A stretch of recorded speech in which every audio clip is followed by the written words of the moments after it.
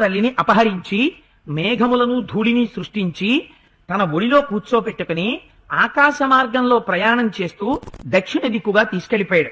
ఇంతకన్నా ఇంకా నాకు చెప్పాలనిపిస్తోంది కానీ నా రెక్కలు తెగ్గొట్టి వెళ్ళిపోయాడు.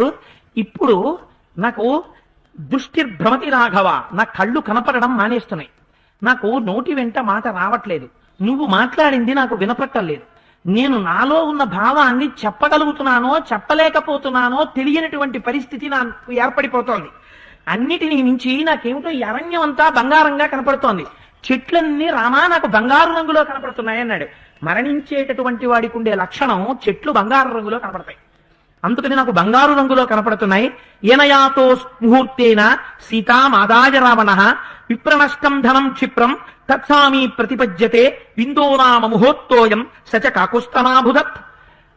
నాయన విందమనబడేటటువంటి ముహూర్తంలో దొంగిలించాడు కనుక రావణాసురుడు, నీ వస్తువు నీకు దక్కి తీరుతుంది. ఆ ముహూర్తంలో దొంగిలించబడినటువంటి వస్తువుని తిరిగి యజమాని పొందుతాడు, నువ్వు సీతమ్మని పొందుతావు. పరమ సంతోషంగా సీతారాములు ఇద్దరు ఉంటారు, మీ ఇద్దరికి పట్టాభిషేకం అవుతుంది. నువ్వు చాలా కాలం రాజ్య పరిపాలన చేస్తావయ్యా. పుత్రో విశ్రవస సాక్షాత్ భ్రాత వైశ్రవణస్య చ ఇత్యుక్త్వా దుర్లభాన్ ప్రాణాన్ ముమోచ పతగేశ్వర అని చెప్పబోతున్నట్ట నోటి వెంట పెద్ద రక్తం తెళ్ళు మాంసపు ముద్ద కక్కేట.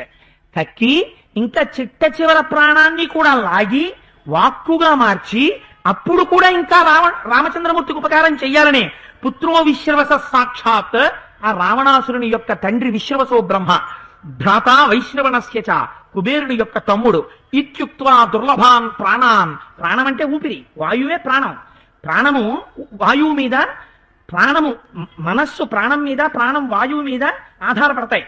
అందుచేత ఆ వాయువు ఇంకా లోపలికి వెళ్ళడం బయటికి రావడం ఆగిపోతోంది, ఇంకా అంటే మృత్యుదశని పొందేస్తున్నాడు. పొందేస్తూ ఈ రెండు మాటలు మాత్రం చెప్పగలిగాడు. చెప్పి ముమోచ పతగేశ్వర, ఆ శిరస్సుని పక్కకి ఉంచి భూమి మీద పడేసి, ఆ రెక్కలు లేవుగా, కాళ్ళు లేవు, శరీరాన్ని బాగా ఉబ్బిపోయేటట్టు చేసి పక్కకి పడేసి ప్రాణం వదిలిపెట్టేశాడు. వదిలిపెట్టేయగానే రాముడు చూశాడు, చూడు లక్ష్మణ, ఈ పక్షినొక్కసారి పశ్య లక్ష్మణ దుర్గృధ్రోయ ఉపకారీ హతశ్చమే అభ్యమపన్నో వై రవణేన బలీయస. రావణాసురుడు బలవంతంగా సీతమ్మ తల్లిని అపహరించుకుపోతుంటే తన ప్రాణములను అడ్డుపెట్టి లక్ష్మణ ఈ పక్షి రక్షించింది. సర్వత్ర కలు దృశ్యంతే సధవో ధర్మచారిణ శూరా శరణ్యా సౌమిత్రే తిర్యజ్ఞోని గతేష్వపి. మనం ఆలోచించి చూస్తే లక్ష్మణ, ధర్మాన్ని పాటించేవారు, శూరులైనటువంటి వారు, శరణాగతి చేసినటువంటి వారిని రక్షించేటటువంటి వారు మనుష్యుల్లోనే ఉంటారని మనం అనుకోక్కర్లేదు, తిరియ జంతువుల్లో కూడా ఉన్నారు. ఒక పక్షి ఎంత గొప్ప పని చేసిందయ్యా నిజంగా. సీతాహరణజం దుఃఖం నమే సౌమ్య తథాగతం యథా వినాశే గృధ్రస్య మకృతే చ పరంతప. సీతమ్మ తల్లిని అపహరించారు అని తెలుసుకున్నప్పుడు నేను పొందినటువంటి దుఃఖం కన్నా ఒక పక్షి నా కోసమని నాకు ఉపకారం చెయ్యడం కోసం ప్రాణాలు వదిలేసిందని తెలుసుకుని రామా లక్ష్మణ నేను ఇవాళ ఎక్కువ దుఃఖం పొందుతున్నాను. ఇది రామచంద్రమూర్తి యొక్క సౌశీల్యం అని రాజా దశరథ శ్రీమాన్ యథా మమ మహాయశాః పూజనీయస్య మాన్యశ్చ తథాయం పతగేశ్వర.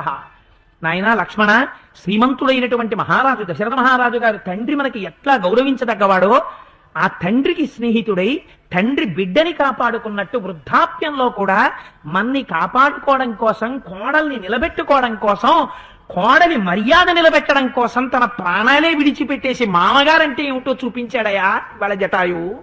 అటువంటి జటాయువుకి దశరథ మహారాజు గారికి తేడా ఎక్కడుందయా? వృద్ధుడైన దశరథుడు ఆ సమయంలో ఉన్న ఇలాగే పడిపోయి ఉండేవాడు కదా. ధర్మము చేత దశరథుడికి జటాయువుకి తేడా లేదు. అందుచేత తండ్రికి ఆనాడు నేను ఎలా అంత్యేష్టి చేశానో ఇవాళ జటాయువుకి నేను అలా చెయ్యాలనుకుంటున్నాను. ఇది పక్షి కదా, శాస్త్రం చేద్దామా? సెల్ ఫోన్ అట్టుకొచ్చి బ్రహ్మగారికి ఫోన్ చేసి పక్షికి చెయ్యొచ్చా అండి అని అడుగుదామా? ఈ దిక్కుమాలిన ఆలోచనలు కాదు.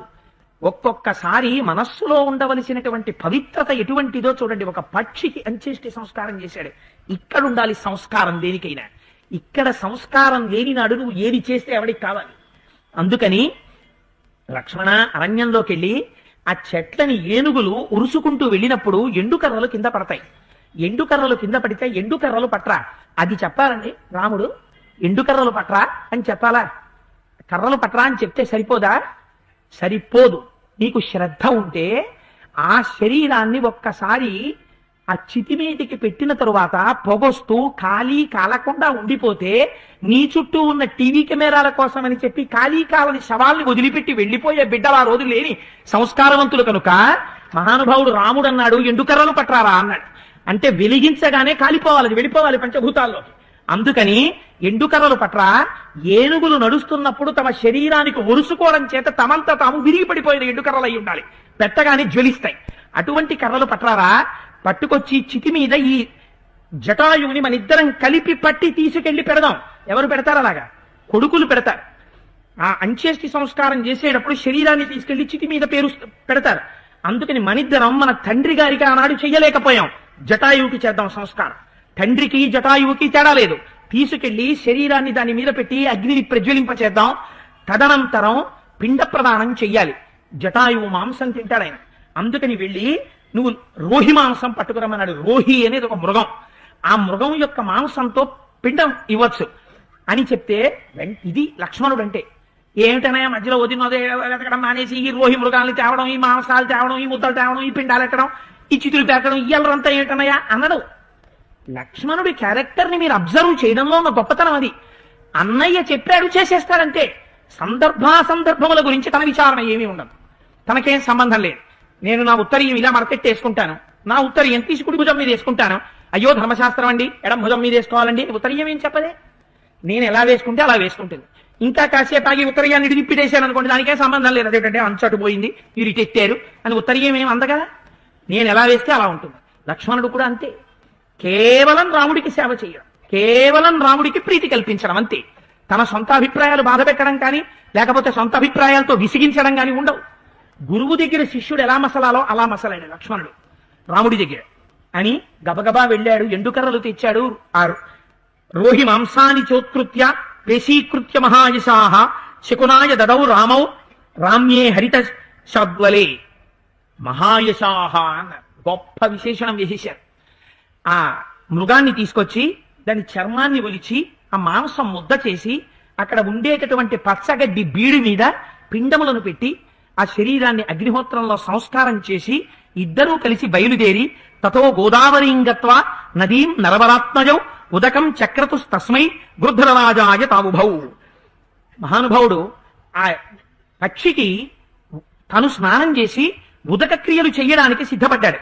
సిద్ధపడి అన్నిటికన్నా గొప్ప విషయం ఏమిటంటే ఆ చితి మీద పెట్టిన తరువాత వెలిగిస్తున్నాడు. వెలిగిస్తూ సృష్టిలో ఎవరన్నది మాట ఒక విచిత్రమైన మాట చెప్పాడు. యాగతిర్యజ్ఞశీలాన ఆహితాగ్నిశ్చయాగతిం అపరావర్తినాం యాచ యాచ భూమి ప్రదాయినాం మయత్వం సమనుజ్ఞాతో గచ్చ లోకానుత్తమాన్ గృధ్రరాజ మహాసత్త సంస్కృతచ్చ మయా వ్రజ అన్నాడు. నేను గృధ్రరాజ మహాసత్త సంస్కృతశ్చ మయా వ్రజ, నా చేత సంస్కరింపబడుతున్నావు గృధ్రరాజా, నేను నీకు అనుజ్ఞనిస్తున్నాను. గచ్చ లోకానుత్తమాన్, నీ ఇష్టం వచ్చినటువంటి ఉత్తమ లోకాలకు వెళ్ళిపో. ఎటువంటి లోకాలవి? నిరంతరం యజ్ఞం చేసేటటువంటి వారు ఏ లోకాన్ని పొందుతారో, ఆహితాగ్నులైనటువంటి వారు ఏ లోకాన్ని పొందుతారో, సన్యాసులు మళ్లీ తిరిగి ఇంటికి వెళ్లకుండా సన్యాసాశ్రమాన్ని తీసుకుని పరమ పవిత్రమైన జీవితాన్ని గడిపినటువంటి సన్యాసులు ఎటువంటి ఉత్తమ లోకాన్ని పొందుతారో, యుద్ధంలో వెన్ను చూపించకుండా ప్రాణాల్ని పోగొట్టుకున్నటువంటి ధీరులైన వీరులైనటువంటి యుద్ధ వీరులు ఏ లోకాల్ని పొందుతారో అటువంటి లోకాల్ని జటాయువు నువ్వు పొందు, నేను అనుమతిస్తున్నానన్నాడు అని మంత్రపఠనం చేశాడు. నిజంగా తనకి శరీరాన్ని ఇచ్చినటువంటి తల్లిదండ్రులు వెళ్ళిపోతే కుమారుడు ఆ మంత్రాల్ని పఠించాలి, వాళ్ళని ఉత్తమ లోకాలకు పంపించడం కోసమని. అటువంటి మంత్రపఠనం చేశాడు. నేను ఇలా అన్నానని వేరొకలా ఎవరు మనస్సు కష్టపెట్టుకోకండి. ఇవాళ మనము తద్దినం పెడతాం, వచ్చే భోక్తకి తెలియదు, పెట్టేటటువంటి కర్తకి తెలియదు. ఆ వచ్చిన భోక్త ఆ తినడం మొదలు పెట్టిన దగ్గర నుంచి ఊళ్ళో విషయాలన్నీ ఆయన మొదలెడతాడు. ఔపోసన వడ్డించిన దగ్గర నుంచి ప్రపంచ విషయాలన్నీ కర్త మొదలెడతాడు. శాస్త్రం నిషేధించింది దాన్ని, అలా చేయడానికి వీల్లేదు. అక్కడ పితృకార్యం జరుగుతోంది, నువ్వు ఆవాహన చేశావు, ఆవాహన చేసి అక్కడ భూతతృప్తి జరుగుతోంది కాబట్టి ఆ సమయంలో ఉపనిషత్ పారాయణం ఒక్కటే చెయ్యాలి. తెలుసున్న పెద్దలైతే కర్తకి వెంటనే చెప్పాలి, రే నీకు ఒకవేళ ఉపనిషత్ మంత్ర పారాయణం చేత కాకపోతే నీ కులదేవత ఎవరో నిశ్శబ్దంగా కూర్చొని ఆ కులదేవతకి సంబంధించినటువంటి స్తోత్రాలు చదువుకుంటూ కూర్చో మనస్సులో. నీ భార్య వడ్డన చేస్తుంది. మేం పప్పు కావాలంటే అమ్మ పప్పు అంటాం చాలు, అమ్మ కూర అంటాం చాలు తప్ప అన్య ప్రసంగం తద్దినం పూర్తయ్యేంత వరకు జరగకూడదు. కానీ ఇవాళ తద్దినాల్లో కూడా లోక విషయాలే, అన్ని సందర్భాల్లోనూ లోకానికి సంబంధించినటువంటి విషయాలే. భ్రష్టు పడుతోంది సంస్కారం అంటే పట్టదు మరి. అందుచేత అటువంటి లోకాల్ని పొందుతావన్నారు. కానీ రాముడు నరుడి కదా, నరుడైనటువంటి రాముడు జటాయువుకి ఉత్తమ లోకాలు పొందుతావని అనుగ్రహించగలడా? అనుగ్రహించగలడు. ఎందుకని?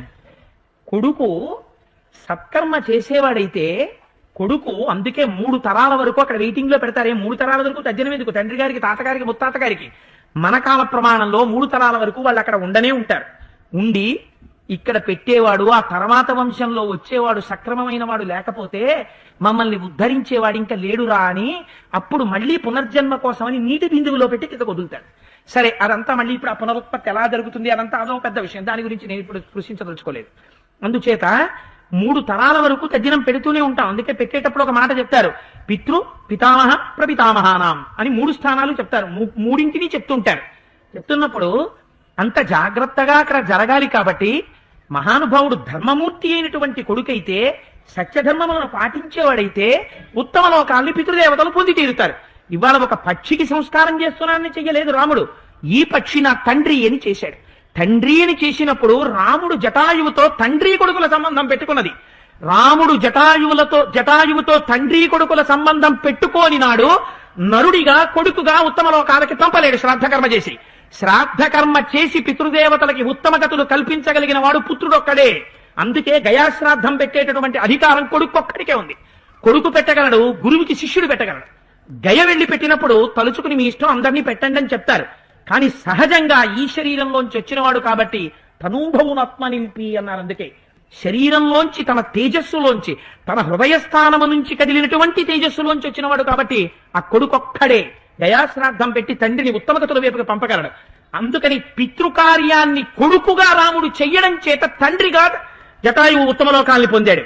అలా కానప్పుడు రామాయణాన్ని మీరు చదివి ప్రయోజనం లేదు. ఎందుచేత ఒక కొడుకుగా మీరు పితృకార్యం చేస్తే తల్లిదండ్రుల్ని కాదు, ఒక పక్షిని కూడా తండ్రిగా చూస్తే ఎలా పంపించచ్చో రాముడు నిరూపించాడు. ఇంకా దశరథ మహారాజు గారి ఉత్తమ లోకాలను పొందడంలో ఆశ్చర్యమే ఉంది. కన్న తండ్రి దశరథుడు పొందడు. ప్రతి కొడుకు ఎలా ప్రవర్తించాలో నేర్పడానికి అంత్యేష్టి సంస్కారం చేసి చూపించాడు జటాయువు పొందిన లోకాన్ని. దుచేత మహానుభావుడు అలా పంపించి ఆ గోదావరి నదికి వెళ్లి స్నానం చేసి అక్కడి నుంచి ఉదక క్రియలు చేశారు. జలతర్పణం అని తర్పణం చేస్తారు. ఆ తర్పణం తండ్రికి ఎలా చేస్తారో అలాగే తర్పణం విడిచిపెట్టాడు. విడిచిపెట్టిన తరువాత ఆయన విచిత్రం ఏమిటంటే జగామ పుణ్యాంగతిమాత్మన శుభాం అన్నారు. ఉత్తమమైనటువంటి లోకాల్ని జటాయువు పొందినాడు అని చెప్పారు. ఈ మాట చెప్పకపోతే రాముడు చేసిన దాని వల్ల జటాయువు పొందాడా పొందలేదా ఎక్కడా తెలియదు. పొందినాడు ఋషివాక్యం చెప్పేశారు. అంచేతేమైంది? కొడుకుగా నువ్వు చెయ్యవలసినది చేస్తే నీకు జన్మనిచ్చిన తండ్రిగా ఆయన పొందవలసినది ఆయన పొందుతాడు. అందుచేత కొడుకుగా పుట్టడం ఎంత గొప్పో, ఎంత బాధ్యతో, ఎంత జాగ్రత్తగా విధి నిర్వహణం చెయ్యాలో శ్రాద్ధకర్మ చేసినప్పుడు రామచంద్రమూర్తి జటాయు విషయంలో నిరూపించి చూపించారు. నేను నీ తండ్రి స్నేహితున్నయా అంటే ఎంత గొప్ప స్థితిని కల్పించారో చూడండి.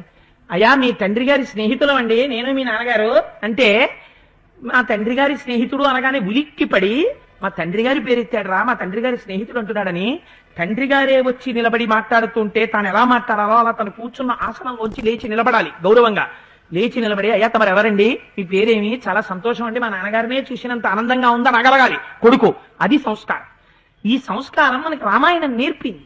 సరే, అందుచేత ఇంకక్కడ నుంచి బయలుదేరుతూ ఆ జటాయువుకి అంత్యేష్టి సంస్కారం అయిపోయిన తర్వాత పశ్చిమ దిక్కుగా వెళ్ళిపోతున్నారు.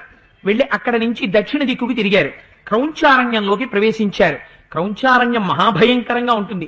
ఎక్కడ చూసినా లతలు, తీగలు, పువ్వులు, చెట్లు, కాయలు, భయంకరమైన గుహలు, చీకటి, పక్షులు, క్రూరమృగాలు, పావులు, విషక్రిములు, అత్యంత భయంకరంగా ఉంటుంది. ఆ క్రౌంచారణ్యాన్ని దాటారు. క్రౌంచారణ్యానికి మతంగ మహర్షి ఆశ్రమానికి మధ్యలో కొంత ప్రదేశం ఉంది. ఆ మతంగ మహర్షి యొక్క ఆశ్రమానికి క్రౌంచారణ్యానికి మధ్యలో ఉన్నటువంటి ప్రదేశంలోకి ప్రవేశించారు. ప్రవేశించేసరికి ఒక చీకటి గుహ ఒకటి కనపడింది.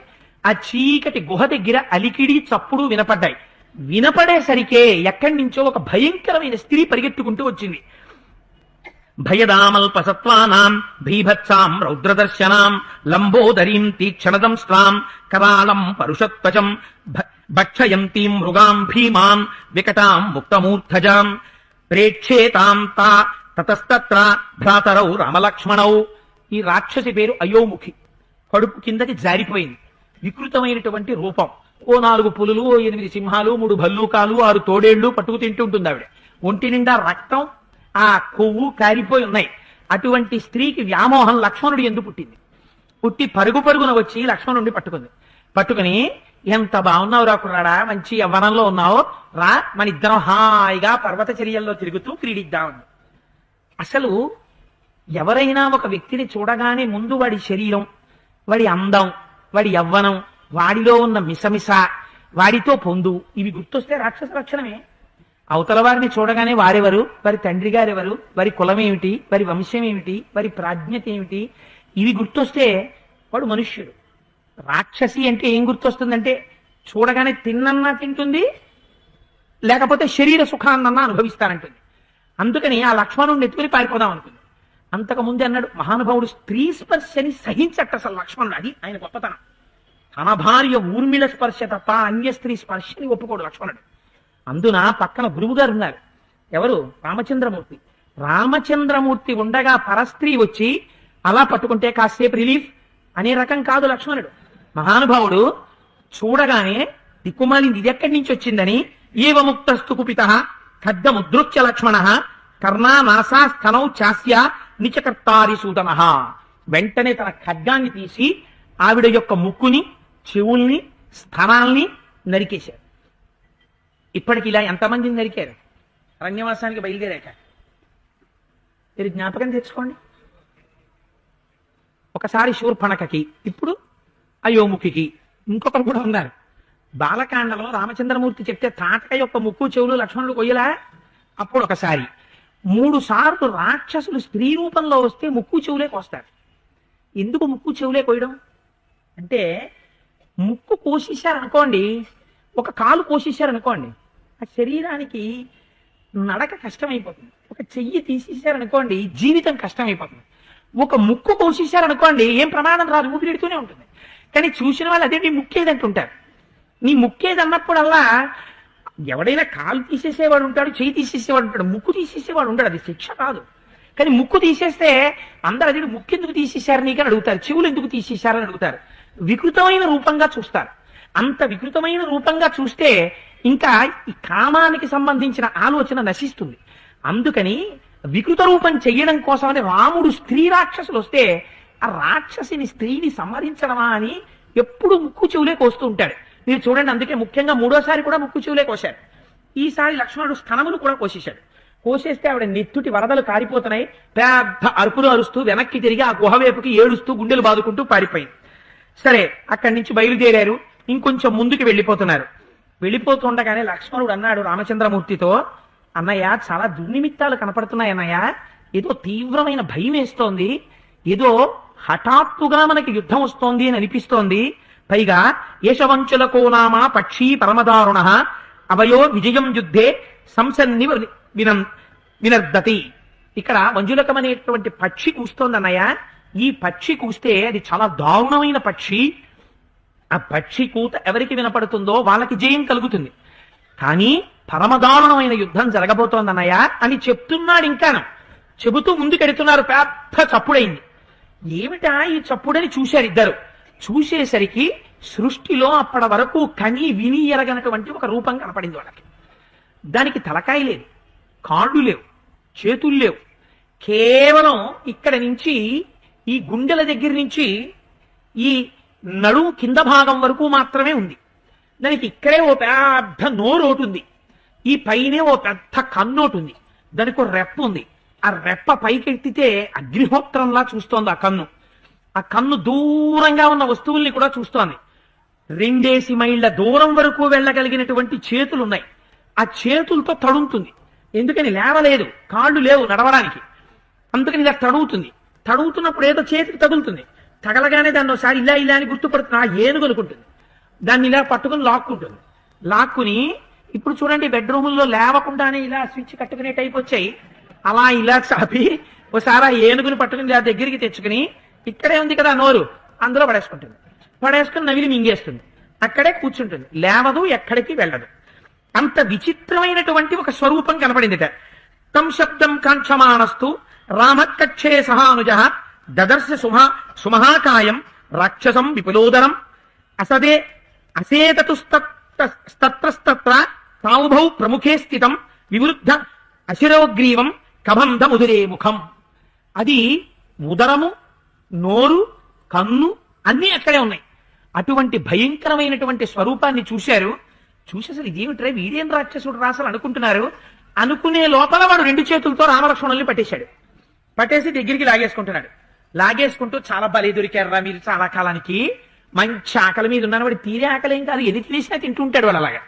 అందుకని మంచి ఆకలి మీద ఉన్నాను, మంచి జవసత్వాలతో ఉన్నారు, అరణ్యానికి వచ్చి తినేపు ఎందుకు వచ్చారా మీరు, మీ ఇద్దరిని తినేస్తాను, నా పేరు కబంధుడు అంటారు, నేను రాక్షసుణ్ణి అని దగ్గరగా తీసుకుంటున్నాడు. అక్కడ ఏదో లక్ష్మణుడు బాధపడ్డట్టు చెప్పారు, కానీ లక్ష్మణుడు అంత పిరిగ్గా మాట్లాడతాడా అని నాకు అనుమానం. నేను అందుకు నా మాట వదిలిపెట్టాను. అంటే వాల్మీకి మహర్షి శ్లోకాల్లో కొన్ని ప్రక్షిప్తాలు తీసుకొచ్చారు కొంతమంది. అందుచేత రామలక్ష్మణులు ఇద్దరిని చేత్తో పట్టుకుని దగ్గరికి లాగుతున్నాడు. లాగుతుంటే లక్ష్మణుడు అన్నాడు, అన్నయ్య మనం ఈ రాక్షసుణ్ణి ఉపేక్షిస్తే వీడు మన ఇద్దరిని తీసుకెళ్లి నోట్లో పడేసుకుంటాడేమో, నోట్లో పడేసుకునే లోపలే ఏదో ఒకటి చేసేయాలి. అందుకని ఏ చేతులతో దగ్గరికి లాక్కుంటున్నాడో ఆ చేతులు 2 ఖండించేద్దాం అన్నాడు. అనగానే దక్షిణం బాహు అసక్త మసినాతత చిచ్ఛేదరామో వేగేన సవ్యం వీరస్తు లక్ష్మణ. లక్ష్మణుడేమో ఎడమ బాహువు నరికేశాడు, రాముడేమో కుడి బాహువు నరికేశాడు. నరికేయగానే 2 చేతులు కింద పడిపోయి, పడిపోగానే పిడికిళ్లు తెరుచుకున్నాయి. అందులోంచి రామలక్ష్మణులు ఇద్దరు బయటికి వచ్చేశారు. అప్పుడు వాడు అన్నాడు, 2 చేతులు తెగిపోయి నెత్తురు కాల్వల కింద వెళ్ళిపోతుంటే మీ ఇద్దరు ఎవరబ్బాయి అన్నాడు. అంటే లక్ష్మణుడు అన్నాడు, ఈయన రాముడని పిలుస్తారయ్యా, దశరథ మహారాజు గారి కుమారుడు, తండ్రి యొక్క మాటకి కట్టుబడి 14 సంవత్సరముల అరణ్యవాసానికి వచ్చాడు. ఈయన భార్య సీతమ్మని ఎవరో అపహరించారు, ఆ సీతమ్మని వెతుక్కుంటూ మేము ఈ మార్గంలో వచ్చాం. అసలు నువ్వెవరయ్యా ఇలా ఉన్నావు, ఇలాంటి రాక్షసుడిని మేము ఎప్పుడు చూడలేదు అన్నారు. వాడన్నాడు, నా కథ చెప్తాను, కానీ మీరు నాకు ఉపకారం చేసి పెట్టాలన్నాడు. ఏం చెయ్యాలి అన్నారు. ఓ పెద్ద గొయ్య తీసి లేకపోతే చితి పేర్చి దాని మీద నన్ను పడుకోబెట్టి నన్ను కాల్చేతురు అన్నాడు. అలాగే కాల్చేస్తాం గాని సీతమ్మ తల్లిని ఎవరో అపహరించారు, నువ్వు రాక్షసుడివి కదా, నీకేమైనా తెలుసా అని అడిగారు వాళ్ళు.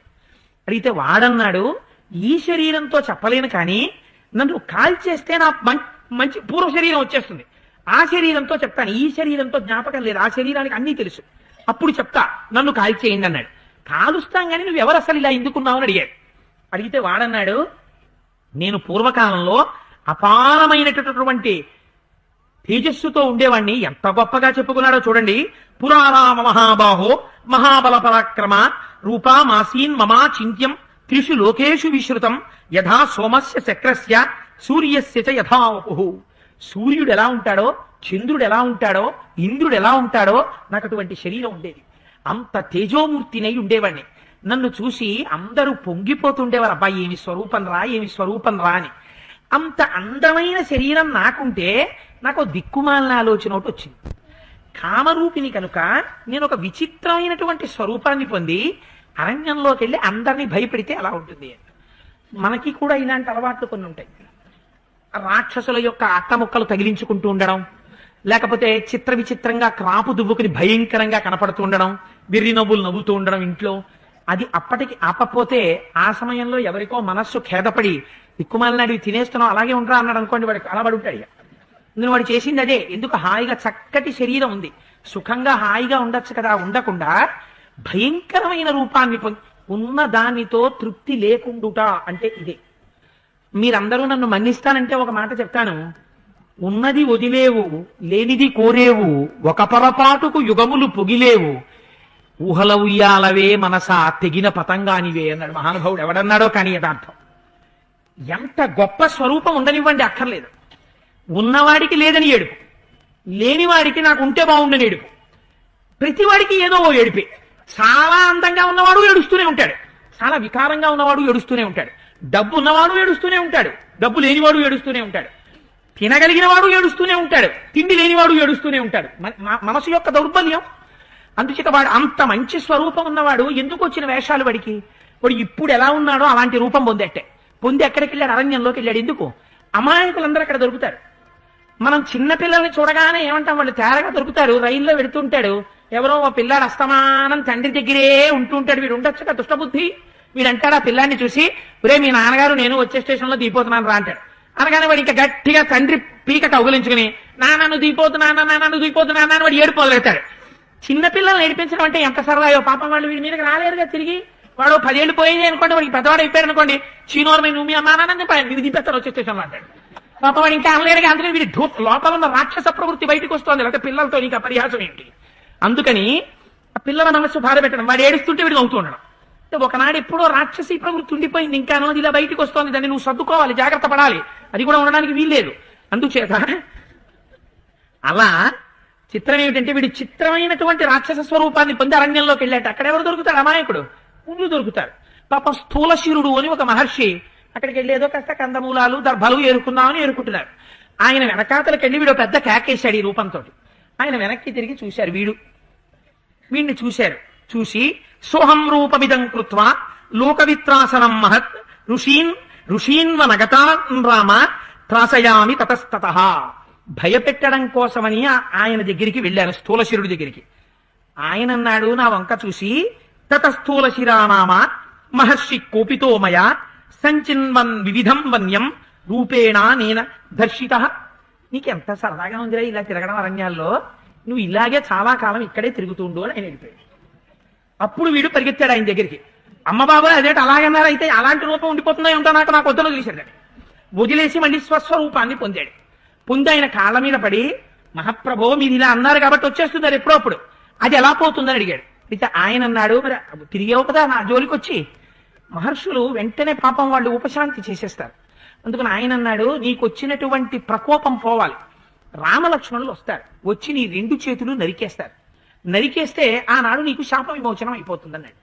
వీడు వెంటనే వెళ్ళి తపస్సులో కూర్చున్నాడు. అది గమ్మత్తు. కూర్చుంటే ఎంత తపస్సు చేశాడంటే చతుర్ముఖ బ్రహ్మగారు ప్రత్యక్షమయ్యారు. ప్రత్యక్షమై ఏం కావాలరా అబ్బాయి అన్నారు. వీడు ఇంకో వరం కోరుకోవచ్చు కదా, వాడి కర్మ చూడండి అలా ఉంది, వాడి ప్రకోపం, నాకు దీర్ఘాయుర్దాయం కావాలి అన్నాడు. ఆయన తథాస్తు అని వెళ్ళిపోయాడు. వెళ్ళిపోగానే వీడికి లోపల నుంచి రజోగుణం ప్రకోపించింది. నాకు ఇప్పుడు దీర్ఘాయుర్దాయం ఉందిగా, ఇంద్రుణ్ణి గెలుస్తానన్నాడు. ఇంద్రుడి మీదకి యుద్ధానికి వెళ్ళాడు. ఆయన ఎవడరా వచ్చాడని అడిగాడు. వాడు వచ్చేసాడండి, వాడి పేరు ధనువుట, వాడు వచ్చి యుద్ధం చేస్తున్నాడు అన్నారు. ఆయన వచ్చి 100 అంచులు కలిగిన వజ్రాయుధాన్ని ప్రయోగించాడు. మహర్షి శాపం ఉంది కదా, ఆ వజ్రాయుధం ఏం చేసింది, కాళ్ళ 2 లోపలికి నొక్కేసింది, ఛాతీలోకి, తలకాయని లోపలికి నొక్కేసింది, ఆ 2 చేతుల్ని నజ్జుగా లోపలికి నొక్కేసింది. నొక్కేస్తే ఇక్కడి నుంచి ఇక్కడ వరకే ఉంది, అక్కడ పడ్డాడు. పడితే ఇంద్రుడు చూసి వాడిని కొట్టి వెళ్ళిపోతున్నాడు, కదలడు కదా అని. వీడు పెద్ద కేకేశాడు, నువ్వు నన్ను కొట్టేశావు బాగుంది, కాళ్ళు లోపలికి తోసేశావు, తలకాయ లోపలికి తోసేశావు, నన్నేమో దీర్ఘాయుర్దాయం అని బ్రహ్మగారు అన్నారు, చాలా కాలం బతుకుతావురా నువ్వు అన్నాడు ఆయన. నేను అడిగాను, ఇప్పుడు నోరు నాకు లోపలికి పోయింది కదా, ఏం తిని బతకను దీర్ఘాయుర్దాయం, చచ్చిపోతాను కదా ఎక్కడపోతే అన్నాడు. ఓహో బ్రహ్మగారు వరం ఇచ్చారు ఏమిటో నీకో, అయితే నిజం చెయ్యాలి, నువ్వు ఇలా దీర్ఘకాలం బతకాలి, అందుకు నుండి నేను పని చేస్తానని ఆయన ఏం చేశారంటే సర్జరీ చేసి ఇక్కడే నోరెట్టాడు, పెట్టి ఇక్కడ ఒక కన్ను ఎట్టాడు, చాలు కదా అంటే బాగుంది, మరి ఏం తెచ్చుకు తిన్నాం, ఎవరు వస్తారు నా దగ్గరికి, తినని ఎవడన్నా వస్తాడా అన్నాడు. తినడానికేగా నువ్వు బతకాలి, పెద్ద చేతులు ఇస్తా, 2 యోజనాల చేతులు, కూర్చో తడుక్కో, ఏది కనపడితే ఇలా లాక్కో నోట్లో పడించుకో, అలా ఉండు, బ్రహ్మగారి ఇచ్చిన వరం పూర్తవుతుంది. నా వజ్రాయుధం నొక్కేయడం మహర్షి యొక్క శాపానికి అనుగుణంగా నొక్కేసింది, అలా పడుండి అరణ్యంలో అన్నాడు. రామా అప్పటి నుంచి ఇలా పడున్నాను, పడుండి తడువుకు తింటూ ఉంటాను. ఆ తడిమేటప్పుడు ఎప్పటి నుంచో చేతికి రామలక్ష్మణులు తగిలితే బాగుండనుకుంటూ తడుగుతున్నాను. ఇన్నాళ్లకయ్యా తగిలావో, ఎంత పొంగిపోయానో, అమ్మయ్య నా చేతులు నరికేశాడు, వదిలిపోయింది దిక్కుమాల శరీరం ఇక్కడతో అని. ఇప్పుడు బుద్ధి వచ్చిందయ్యా రామా, కానీ దీన్ని తగలబెట్టేస్తే కానీ ఈ శరీరం పోదు, ఇది పూర్తిగా పోతే నా స్వస్వరూపం నాకు వచ్చేస్తుంది, అందుకని తగలబెట్టి పుణ్యం కట్టుకోవయ్యా, నీకు నేను ఉపకారం చేస్తానన్నాడు. తప్పకుండా దానికే ఉందయ్యా, తగలబెట్టేస్తాను అలాగే అన్నాడు రామచంద్రమూర్తి. ఇది మనకి ఒక రహస్యాన్ని నేర్పుతుంది. యథార్థానికి ఒంటికి చక్కటి స్వరూపం ఉంది, హాయిగా బతకచ్చుగా. ఏ రకంగానైనా సరే అహంకారం పొందడానికి ఇంత చిన్న కారణం దొరికింది అనుకోండి, ఇంత చిన్న కారణం దొరికితే చాలు, అంతే. దాన్ని అడ్డు పెట్టుకుని ఎంత అహంకారమో చెప్పలేను. ఒకడికి అందగాండన అహంకారం, ఒకడికి చదువుకున్నానని అహంకారం, ఒకడికి డబ్బు ఉందని అహంకారం, ఒకడికి అధికారం ఉందని అహంకారం. ఉన్నదాంతో 10 మందిని తృప్తిపరుద్దామని జీవితం నడవదు. ఉన్న ఒకే ఒక చిన్న సుగుణంలోంచి అహంకారం అన్న భూతం వస్తుంది. అది ఎక్కడికి తీసుకెడుతుంది? చిట్ట చివరికి అన్నిటికన్నా అత్యంత ప్రమాదకరం ఇది. భగవంతుణ్ణి నమ్ముకున్న భక్తుల దగ్గరికి వెళ్ళి పరిహాసం ఆడడం. ఏం చేశాడు? స్థూల శరీరుడి దగ్గరికి వెళ్ళి పరిహాసం ఆడాడు. ఏమైంది? దుష్ట శరీరంలోకి ప్రవేశించాడు. ఇంత తపస్సు చేశాడు, ఎందుకు పనికొచ్చింది? ఒక్క ఋషి ఖేదాన్ని పొందారు. తన తపస్సు కూడా ఆయన ఇచ్చిన శాపానికి అనుగుణంగా ప్రవర్తించింది. ఎందుకని? దీర్ఘాయుర్దాయంతో అలా పడుండడానికి పనికొచ్చింది అంతే. ఇంద్రుడి మీదకి వెళ్ళాడు, శరీరాన్ని నొక్కేశాడు. ఋషి శాపం ఏదొచ్చిందో దానికి అనుగుణంగానే తర్వాత సంఘటనలన్నీ నడిచాయి. తపస్సు చేయలేదా? ఇంద్రుడి జోలికి వెళ్ళలేదా? అన్నీ పోయి కష్టం వైపుకే ఎందుకు వెళ్ళిపోయింది? ఒక మహాత్ముడి జోలికెళ్ళి పరిహాసం ఆడడం వల్ల. అన్నిటికన్నా అత్యంత ప్రమాదకరం జీవితములో ఏది? పెద్దలతోడి పరిహాసమాడుట. పరిహాసం ఆడడం అనేటటువంటి దాన్ని బాగా తగ్గించుకో. ఎప్పుడైనా వారి మనస్సు ఖేద పడిందా, ఖేద పడి నోటి వెంట ఒక మాట అన్నారా, అప్పుడు అనుభవించినప్పుడు పడతావు బాధంతా. ఎందుకు వచ్చిన బాధ? కబంధుడి జీవితం మనకి చెప్తోంది. అప్పుడు ఏం చేస్తావు? భాగవతులతోడి పరిహాసం ఆడితే అప్పుడు నువ్వు అని అనుభవించడానికి ఏముండదు. అప్పుడు జీవితం ఏమైపోతుంది? కబంధ జీవితమే అయిపోతుంది. ఎందుకు బతుకుతాడు అంటే ఇంకా తాను అనుభవించడానికి ఏం లేదు. తన దగ్గర విభూతి ఉండదు. లోకంలో అందరినీ సంతోష పెట్టడానికి కూర్చుంటాడు, చేతులతో తడుముకుంటాడు, తింటాడు. చేతులతో తడుముకోవడం అంటే వెడతాడు, పని చేస్తుంటాడు, సంపాదిస్తుంటాడు, తింటుంటాడు, దాస్తుంటాడు, బ్యాంకులో వేస్తుంటాడు, పాస్బుక్ లో అంకెలు పెంచుకుంటూ ఉంటాడు, పాస్బుక్ తెచ్చుకుంటాడు, బీరువాలో పెట్టుకుంటాడు, మళ్ళీ పెడతాడు, ఓవర్ టైం చేస్తాడు, పార్ట్ టైం చేస్తాడు, మెయిన్ ప్రొఫెషన్ చేస్తాడు, సంపాదిస్తాడు, మళ్ళీ వస్తాడు, మళ్ళీ తింటాడు, మళ్ళీ సంపాదిస్తాడు, మళ్ళీ దాస్తాడు, మళ్ళీ పడుకుంటాడు. ఈ చేతులతో తడుముకొనుట, ఈ కడుపుకి తినుట, అలా కూర్చుని ఉండుట. కాళ్ళు లేవా? అవి లోపలికి పోయిన కాళ్ళు. ఆ కాళ్లతో గుడికి వెళ్ళాడు, ఆ కాళ్లతో ఉపన్యాసానికి వెళ్ళాడు, ఆ కాళ్లతో ఒక యజ్ఞయాగాలకు వెళ్ళాడు, ఆ కాళ్లతో ఓ స్నేహితుడింటికి వెళ్ళి ఓ మంచి మాట మాట్లాడడం. ఎందుకు పనికొస్తుందా శరీరం? ఎందుకు పనికొస్తాయా చేతులు? తెచ్చుకోవడం, తినడం, నోట్లో పడేసుకోవడం, అలా బతికుండడం. తినడం కోసం బతికుండుట. ఇది ఆఖరికి ఎప్పుడు పోతుంది? మళ్ళీ మహాత్ముల యొక్క సంస్పర్శ చేతే పోతుంది. అందుచేత ఏమైంది? మళ్ళీ రామలక్ష్మణుల్ని పట్టుకుంటేనే పోయింది ఆ శరీరం. అందుకని చితి మీద పెట్టారు, పెట్టి ఆ శరీరాన్ని కాల్చేశారు. కాల్చేయగానే అందులోంచి బ్రహ్మాండమైనటువంటి శరీరం పైకొచ్చేసింది. ఎటువంటిది? తతశ్చితాయావేగేన భాస్వరో నిర్మలాంబర ఉత్పపాతాశు సంహృష్ట సర్వ ప్రత్యంగభూషణ. మంచి భూషణములు పెట్టుకున్నటువంటి వాడై కాంతులీనుతున్నటువంటి వస్త్రాలతో పైకొచ్చాడు. పైకొచ్చి ఒక మాట చెప్పాడు. రామా, ఇప్పుడు నీకు కావలసినది ఏదో తెలుసా? నువ్వు చాలా క్లేశమైనటువంటి కాలం గడపవలసినటువంటి దుష్టమైన సమయం నడుస్తోంది నీకు. అందుచేతనే నీ భార్యని పోగొట్టుకున్నావు. నీలాగే కష్టాన్ని పొందుతున్నవాడు ఒకడు ఉన్నాడు భార్యని పోగొట్టుకుని. ఆయన కూడా ధర్మాత్ముడు, మహాత్ముడు. ఆయన పేరు సుగ్రీవుడు. ఋష్యమూక పర్వతం మీద ఉన్నాడు. శ్రూయతాం రామ వక్ష్యామి సుగ్రీవో నామ వానరః భ్రాత్రా నిరస్త క్రుద్ధేన వాలినా శక్రసూనన ఋష్యమూకే గిరివరే పంపా పర్యంత శోభితే నివసత్యాత్మవాన్ వీర చతుర్భిః సహవానరైః వానరేంద్రో మహావీర్య తేజోవానమిత ప్రభః సత్యసంధో వినీతశ్చ ధృతిమాన్ మతిమాన్ మహాన్. 4 వానరులతో కలిసి సుగ్రీవుడు ఋష్యమూక పర్వతం మీద ఉన్నాడు. ఆయన అన్నగారైనటువంటి వాలి రాజ్యం నుంచి బయటికి వెడలగొట్టాడు. ఆయన సూర్యుని యొక్క తేజస్సు చేత జన్మించాడు. ఆయన పుట్టినప్పుడు వృక్షరజస్సు అనబడేటటువంటి ఒక వానరుని యొక్క భార్య యందు సూర్యుని యొక్క తేజస్సు ప్రవర్తించడం చేత ఆ వృక్షరజస్సుకి ఔరసపుత్రుడిగా జన్మించాడు. అందుచేత ఆయన మహానుభావుడు, చాలా ధర్మాత్ముడు. ఆయనతో వెళ్ళి నువ్వు అగ్నిసాక్షిగా స్నేహం చేసుకో.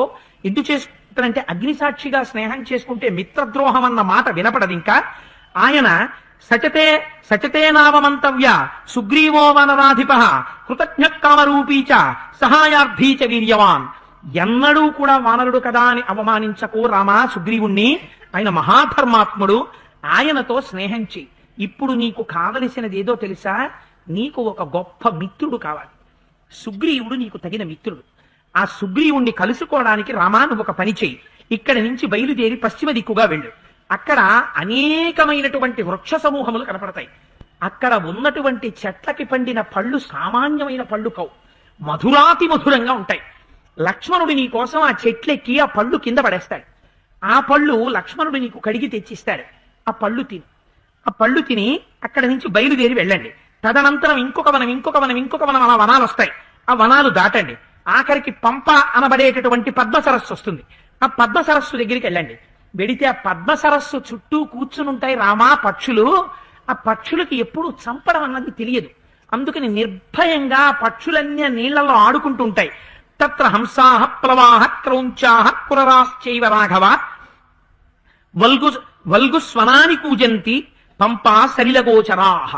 అక్కడ నీళ్ల దగ్గర కనపడతాయి హంసలు, ప్లవములు, క్రౌంచములు, కురరవములు అనబడేటటువంటి ఆ పక్షులు అరుస్తూ ఉంటాయి. అవి నీటి ముద్దల్లా ఉంటాయి. రామ, లక్ష్మణుడు ఆ పక్షుల్ని పట్టుకుని చంపి వండి నీకు తీసుకొస్తాడు. ఆ పక్షుల యొక్క మాంసాన్ని తిను. నువ్వు అపారమైనటువంటి రుచితో కూడిన ఆ పక్షుల మాంసము చేత సేద తీరుతావు. తరువాత రోహితాంవ క్రతుండాశ్చ నడమీనాంశ్చ రాఘవ పంపాయామిషుభిర్మధ్యాం తత్ర రామా వరాన్ హతాన్. అక్కడ పద్మ సరస్సులో చిత్ర విచిత్రమైనటువంటి చేపలుంటాయి, గండు మీనులుంటాయి, చొరమీనులుంటాయి, రొయ్య మీనులుంటాయి. వాటికి ఎక్కువ ముళ్ళు ఉండవు, బాగా బలిసి ఉంటాయి, చక్క మెత్తగా ఉంటాయి. వాటిని మంచి వాడిగా ఉండేటటువంటి ఇనప శూలానికి గుచ్చి మంట వేసి దాంట్లో కాల్చి ఉడికించి కాస్త ఏదైనా పదార్థం జల్లి ఆకులో పెట్టి లక్ష్మణుడు నీకు తీసుకొచ్చిస్తాడు. ఆ చేపల్ని నోట్లో వేసుకు తింటుంటే ఎంత రుచిగా ఉంటాయో రామా. నువ్వు ఆ చేపలు తిను. తిన్న తర్వాత సుగంధభరితములై నిర్మలమై చల్లనై ఆరోగ్యాన్నిచ్చేటటువంటి పద్మముల అరవిరిసినటువంటి ఆ పద్మములలోంచి పడినటువంటి కింజల్కములతో ఉన్నటువంటి ఆ పంపా సరోవరంలో నీళ్లు ఆకుదొప్పలో తెచ్చి లక్ష్మణుడు ఇస్తాడు. ఆ నీళ్లు తాగు. సాయంకాలం వేళ అక్కడ విహరించు. నీకు ఒక విచిత్రమైనటువంటి విషయం కనపడుతుంది. అక్కడ వాడని పూలదండలు పడుంటాయి. ఆ పూలదండలు ఎవరు వేసుకోరు. ఆ పూలదండలు ఎలా వచ్చాయో తెలుసా రామా? తాని జాతాని మాల్యాని మునీనాం తపసా తదా స్వేద బిందు సముత్థాని న వినశ్యంతి రాఘవ తేషామద్యాపి తత్రైవ దృశ్యతే పరిచారిణి శ్రమణీ శబరీనామ కాకుత్స చిరజీవిని. ఒకప్పుడు మతంగ మహర్షి ఉన్నటువంటి రోజుల్లో తదనంతరం ఆ మతంగ మహర్షి యొక్క శిష్యులు ఆయనకి కావలసినటువంటి దర్భలు ఇతర పదార్థాలు అరణ్యంలోంచి మూటలు కట్టి మీద పెట్టుకుని తీసుకెడుతుండేవారు. తీసుకెడుతున్నప్పుడు వాళ్ళ ఒంటికి చెమట పట్టి ఆ చెమట బిందువులు భూమి మీద పడ్డాయి. వాళ్ళు ఎంత గురు శుశ్రూష చేసిన వారంటే వారి చెమట బిందువులు భూమి మీద పడగానే పూలదండలుగా మారిపోయాయి. అవి ఇప్పటికీ వాడిపోవు రామా. ఆ పూలదండలు అక్కడ భూమి మీద ఉంటాయి. నువ్వు ఆ పూలదండల్ని చూసి సంతోషించు, ఆనందించు. అక్కడే ఆ పంపా సరోవరానికి ముందరే నీకు ఋష్యమూక పర్వతం కనపడుతుంది. విచిత్రం ఏమిటో తెలుసా రామా? ఋష్యమూకశ్చ పంపాయా పురస్తాత్ పుష్పితద్రుమ సుదుఃఖారోహణో నామ శిశు నాగాభిరక్షిత ఉదారో బ్రహ్మణా చైవ పూర్వకాలే వినిర్మిత. దాన్ని పూర్వకాలంలో బ్రహ్మగారు నిర్మించారు. దాన్ని ఎవరు ఎక్కలేరు. ఎక్కడం చాలా కష్టం. చిత్రం ఏమిటంటే దాన్ని శిశునాగములు రక్షిస్తాయి. శిశునాగములు అంటే గొన్న ఏనుగులు, చిన్న చిన్న ఏనుగులు ఉంటాయి. అవి ఎంత విచిత్రమైన పని చేస్తాయిట. అవి రోజు ఆ పంపా సరోవరం దగ్గరికి వస్తాయిట. గుంపులు గుంపులుగా వస్తాయిట చిన్న చిన్న ఏనుగులన్నీ. వచ్చేసి ఆ నీళ్ళన్నీ తాగుతాయిట. తాగిన తర్వాత వాటికి దాహం తీరిపోగానే పౌరుషం వస్తుందట. పౌరుషం వచ్చి ఆ ఏనుగులు గుంపులు గుంపులు కలిసి కొట్టుకుంటాయిట. కొట్టుకున్న తర్వాత కుంభస్థలాలతో గుద్దుకుంటే వాటి నోటిలోంచి నెత్తురు కారుతుందట. నెత్తురు కారిన తర్వాత అప్పుడు అమ్మయ్య మనం ఇవాళ భలే కొట్టుకున్నాం రా అనుకుంటాయిట. అనుకుని ఈ శిశునాగములన్నీ కలిసి తొండాలు ఇలా ముళ్ళేసుకుని ఎంతో సంతోషంగా చెయ్యి పట్టుకు నడిచిన స్నేహితుల్లా గుంపులు గుంపులుగా అన్ని వెళ్లి ఆ ఋష్యమూక పర్వతం చుట్టూ తిరుగుతుంటాయిట. ఆ ఋష్యమూక పర్వతాన్ని రామ శిశునాగములు రక్షిస్తుంటాయి. చిత్రం ఏమంటే శయాన పురుషో రామ తస్య శైలస్య మూర్ధని యత్ స్వప్నే లభతే విత్తం తత్ర బుద్ధోది గచ్చతి. ఆ ఋష్యమూక పర్వత శిఖరం మీద ఎవరైనా ఒక రాత్రి పడుకుంటే పడుకున్న వారికి రాత్రి కలలో ఏది కనపడుతుందో వాడికి పెద్ద ధనపు మూటలు కనపడితే తెల్లవారేటప్పటికీ ఆ ధనపు మూటలు తీసుకొచ్చి అక్కడ ఇచ్చేస్తారు. రాత్రి కలలో ఏది కనపడితే అంటే ఏమండి ఒకవేళ ఏమైనా కనపడకూడనివి కనపడితే మనకి వెంటనే అనుమానం వస్తుంది. అలా కనపడడానికి అవకాశం లేదయా అని చెప్పడానికి అలాంటివన్నీ ఎవరికి కనపడతాయి? పాపులకి కనపడతాయి. అందుకని వెంటనే మహర్షి అన్నారు నత్వేనం విషమాచార పాపకర్మాధిరోహతి ప్రస్తుతం విషమాచార పాపకర్మాధిరోహతి తత్రైవ ప్రహరంత్యేనం సుప్తమాదాయ రాక్షసాః. పాపకర్మ ఉన్నటువంటి వాడు దుష్టమైన ప్రవర్తన ఉన్నవాడు ఋష్యమూక పర్వతం మీదకి ఎక్కలేడు.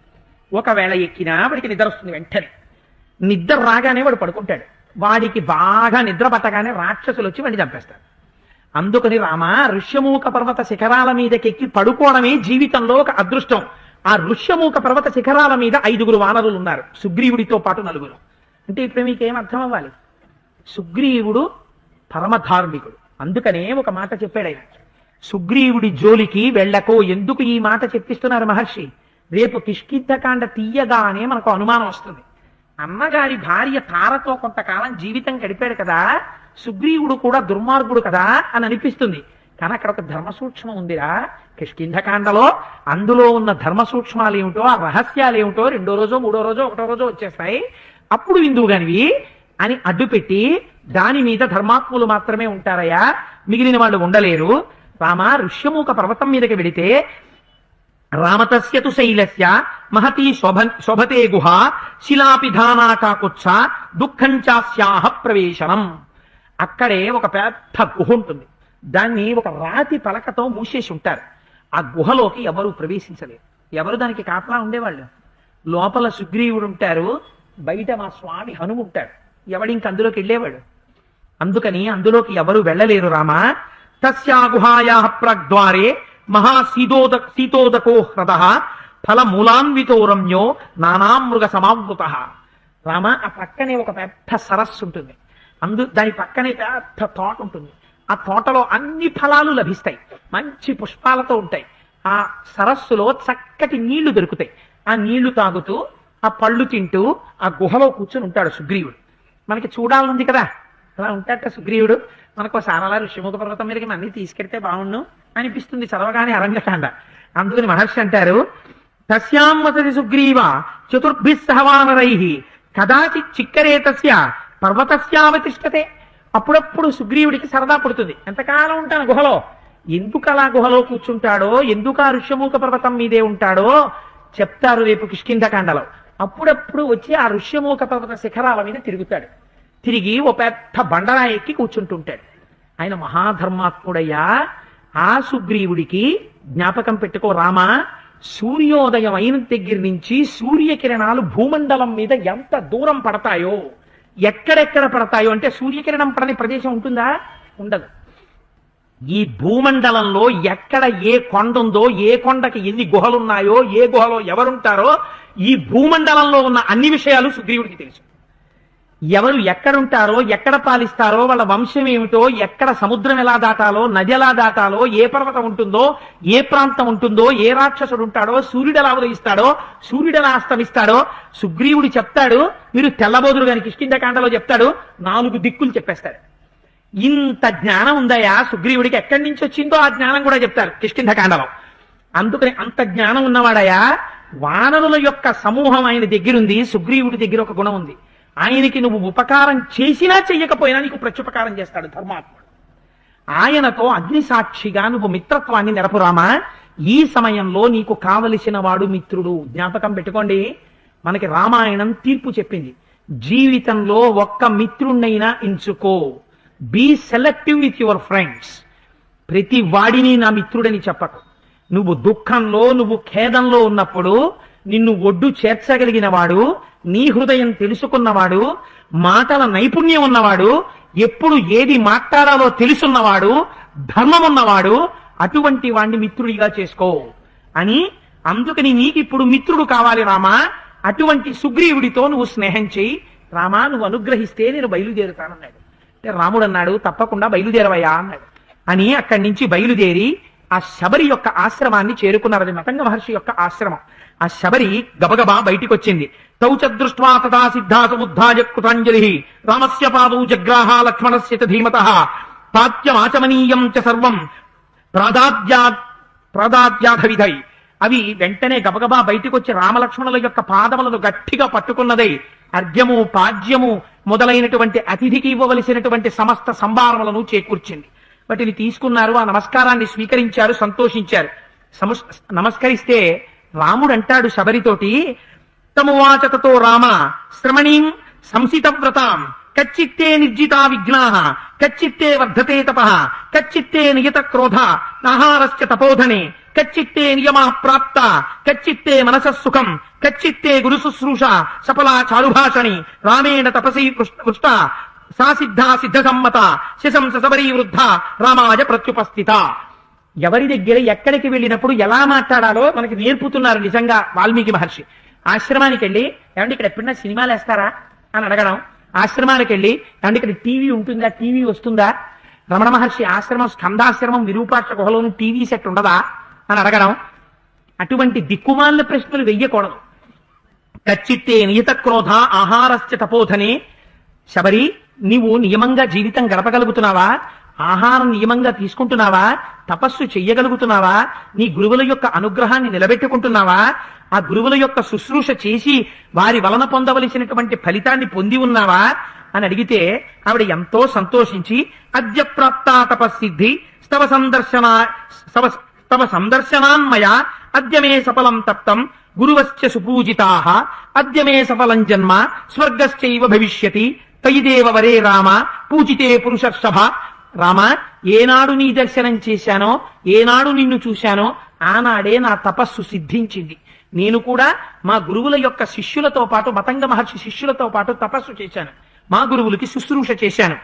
రామా, నువ్వు చిత్రకూట పర్వతం మీద ఉండగా చిత్రకూటతో ప్రాప్తే విమానైరతులత్ ప్రభై ఇతస్తే దివమారూఢ యానహం పర్యచారిషం. నువ్వు చిత్రకూట పర్వతం మీద ఉండగా మా గురువులందరూ దివ్యమైన విమానాలెక్కి ఉత్తమ లోకాలకు వెళ్లిపోయారు. వెళ్లిపోయేటప్పుడు నాతో ఒక మాట చెప్పారు. మహానుభావుడైన రామచంద్రమూర్తి ఈ ఆశ్రమం వైపుకొస్తారు, వారికి ఆతిథ్యం ఇచ్చిన తరువాత శబరి నువ్వు కూడా మేము ఉన్నటువంటి ప్రదేశానికి వద్దువుగానివి అని చెప్పి వెళ్ళారు.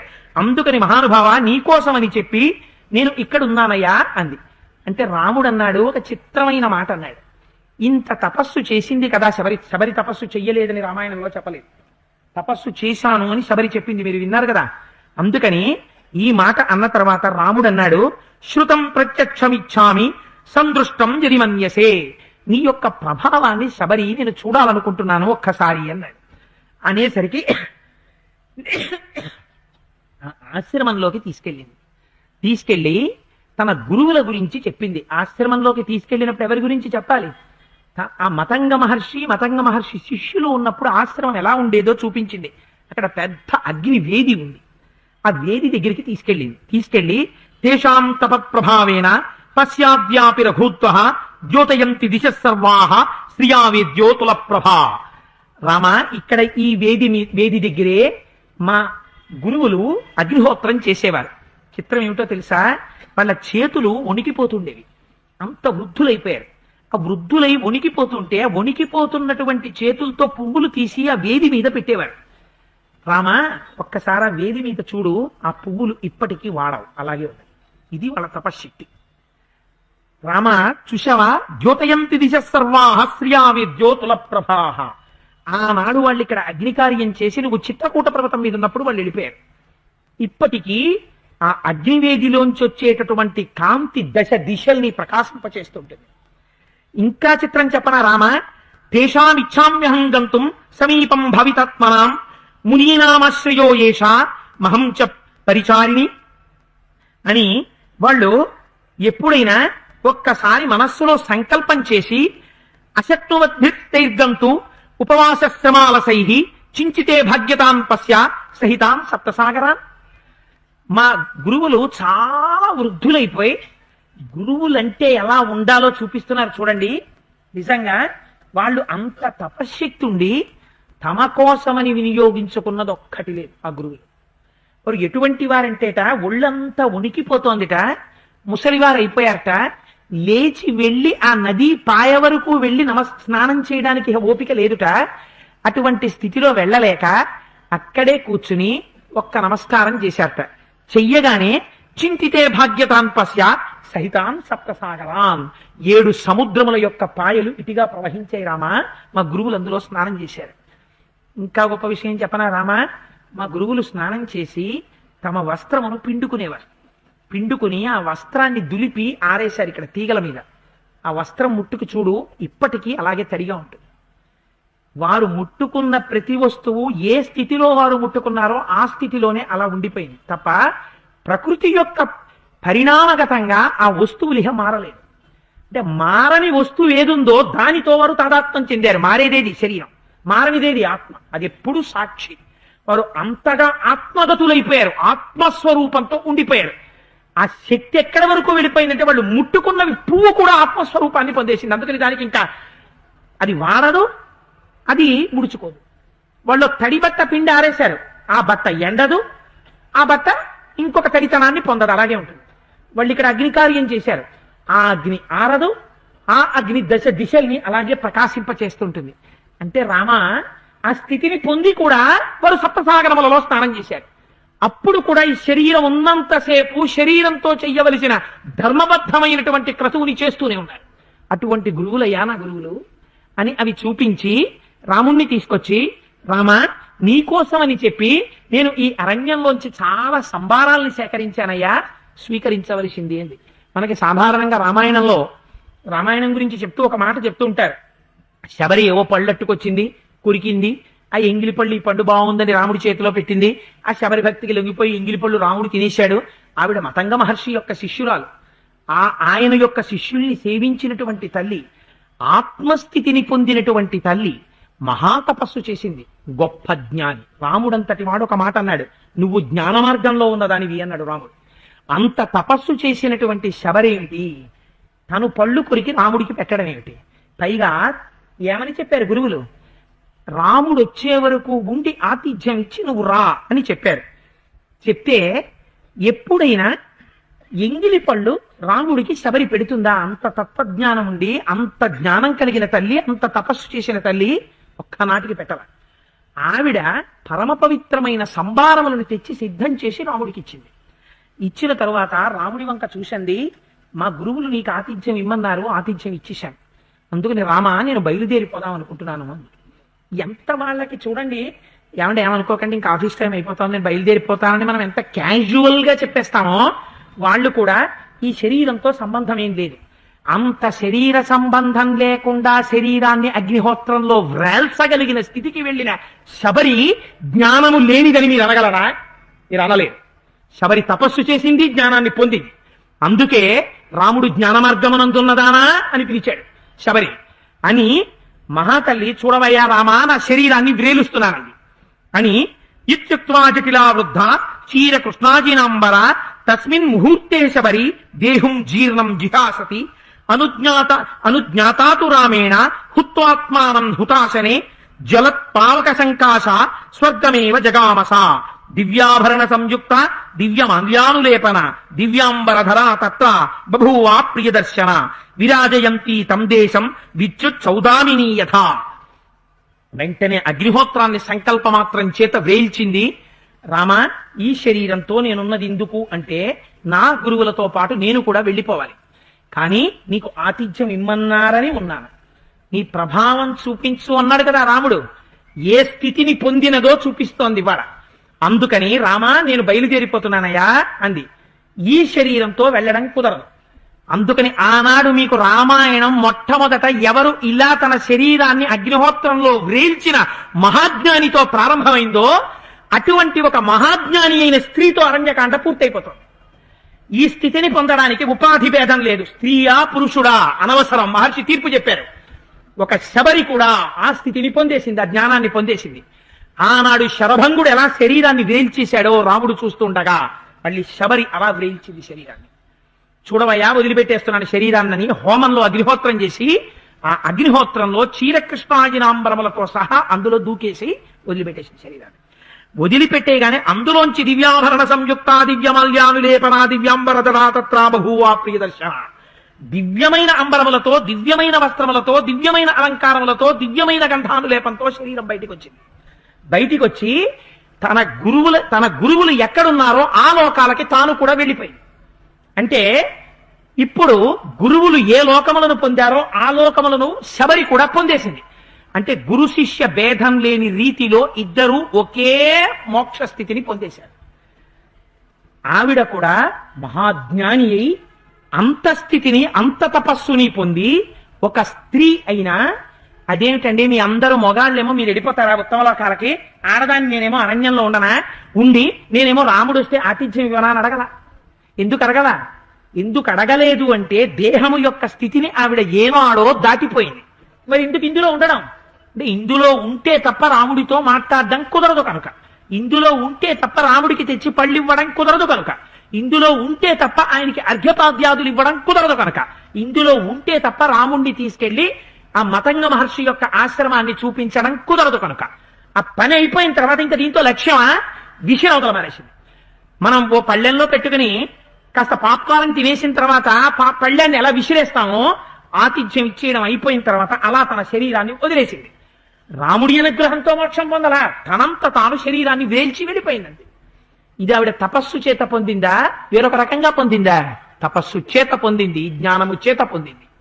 శరభంగుడితో మొదలుపెట్టి శబరి వరకు అందరూ తపస్సు ఎంత గొప్పదో, ఈ దేశంలో ఏ తపస్సు చేత ప్రకృతి కూడా తన ప్రభావాన్ని చూపించలేక నిలబడిపోయిందో నిరూపించారు మహర్షి.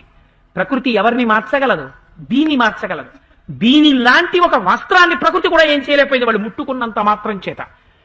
తిరువన్నామలై అంతా ఎండిపోయింది.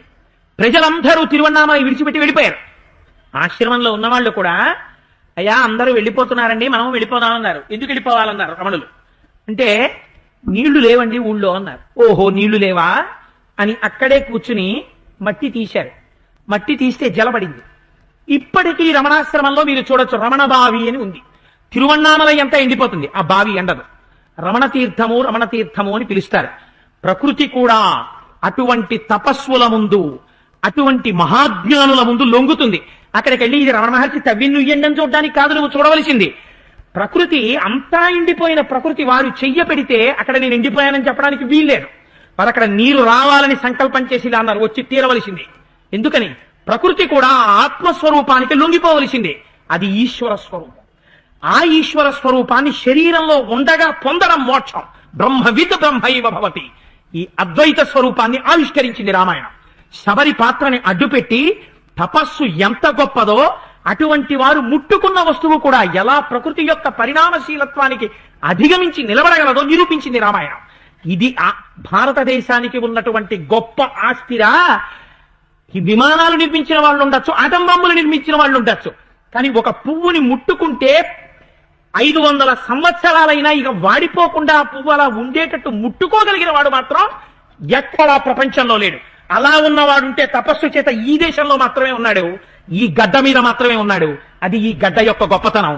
ఆ ఋషుల యొక్క వైభవాన్ని ప్రకాశింపజేసింది రామాయణం. అటువంటి అమృత భాండాన్ని మనకు అందించారు వాల్మీకి మహర్షి. అటువంటి శబరి పేరు విన్నా, తలుచుకున్నా, ఆవిడ కథ విన్నా మన పాప రాచి దగ్ధమైపోతుంది.